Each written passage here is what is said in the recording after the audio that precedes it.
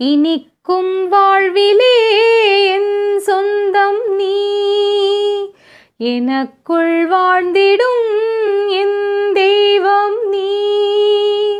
பிறக்கும் ஜென்மங்கள் பிணைக்கும் பந்தங்கள் என்றென்றும் நீ.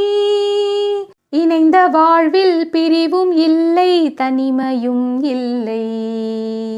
பிறந்தால் எந்த நாளும் உன்னோடு சேர வேண்டும்.